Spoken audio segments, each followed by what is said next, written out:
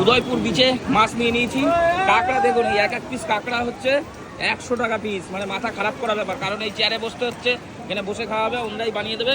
4 piece কাঁকড়া নিয়েছি 400, দুটো পমফ্রেট নিয়েছি 150 300, আর এই আছে 200 টাকার। এই যে এই সব মাছ আছে, তো এই দাদারা কেটে দিচ্ছে, দিয়ে এটাকে সুন্দর করে বানিয়ে দেবে। এটা হচ্ছে উদয়পুর বিচ। এই যে দেখুন, জবরদস্ত নাজারা দেখাতে পাচ্ছি আপনাদের। আর সমুদ্রের ঢেউটা দেখুন, ঢেউ দেখলে মন খুশি হয়ে যাবে। দেখুন এই যে মাম্পি আছে এখানে, আর ওইদিকে হচ্ছে মা, সবাই বসে আছে। তো ওই যে আমরা ওখানে চেয়ার নিয়েছি, ওখানে বসবো, এখানে খাওয়া দাওয়া হবে, বানিয়ে দিচ্ছে।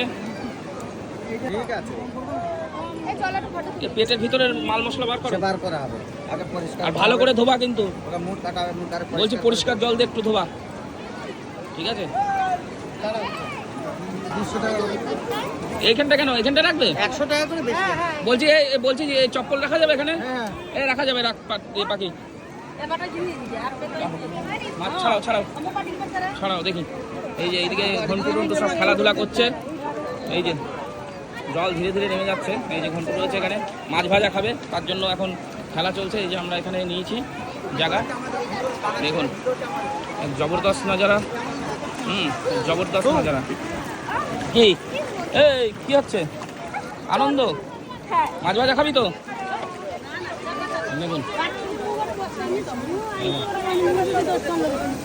বলছি, একটু বারবার বলছে একটু ভালো পরিষ্কার জল দিয়ে ধোবা না, জল পরিষ্কার জল দিয়ে ধোবা সুন্দর করে। দেখুন কাঁকড়াগুলো দেখে মনে হচ্ছে ফ্রেশ আছে, বাট খাওয়ার পরে বোঝা যাবে, না খেলে বোঝা যাবে না। আর সবই বরফে থাকে। দেখুন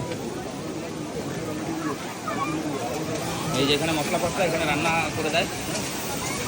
এই যে এখানে মশলা বানানো চলছে, রান্না চলছে, কাঁকড়া অন্য ওটা বরফ ধোয়া উঠছে তাই ভাবছো? হ্যাঁ, এটা বরফে ছিল তাই।